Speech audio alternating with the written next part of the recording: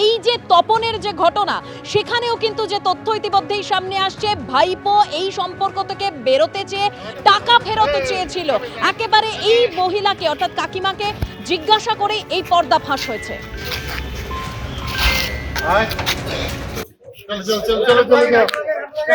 বলছি আপনার সাথে কতদিনের সম্পর্ক ছিল?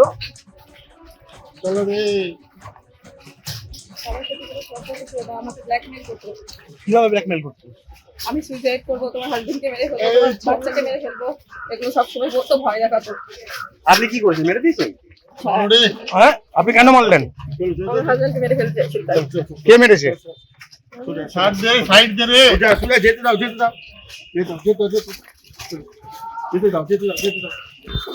কোথায় আছে? বডি কোথায় আছে? অপহরণ করেছিল নাকি? অনেক কিছু করেছিল, একটা মেয়েকে ফিজিক্যালি যত রকম ভাবে অ্যাকিউজ করা যায় সবকিছু করেছিল।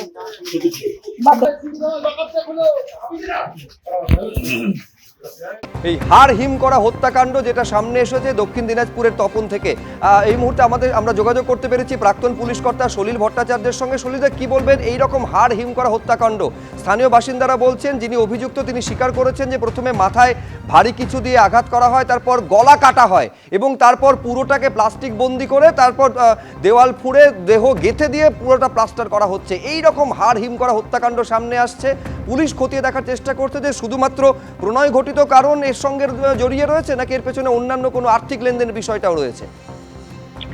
দেখো, এটা একটা যে মার্ডারটা করেছে, যারা মার্ডারটা করেছে, একটা মাইন্ডসেট, একটা ক্রিমিনাল মাইন্ডসেট রয়েছে। এটা যার ফলে এটা দুটো কারণ থাকতে পারে, প্রণয় ঘটিত কারণও থাকতে পারে, আবার তোমার ফর গেইনও থাকতে পারে, ফর মানি, অর্থের লোভে করেছে হয়তো।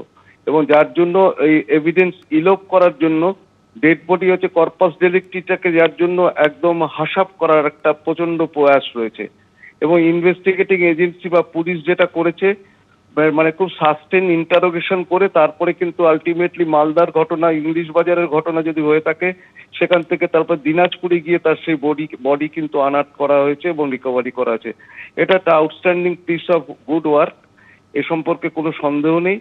সুতরাং পুলিশ এটা কিন্তু খালি এই যে রিকভারি যেটা হলো, তারপরে কিন্তু এটাকে কনভিকশন আর্ন করতে হবে, সেখানেই কিন্তু পুলিশের আসল সাফল্যটা প্রমাণিত হবে।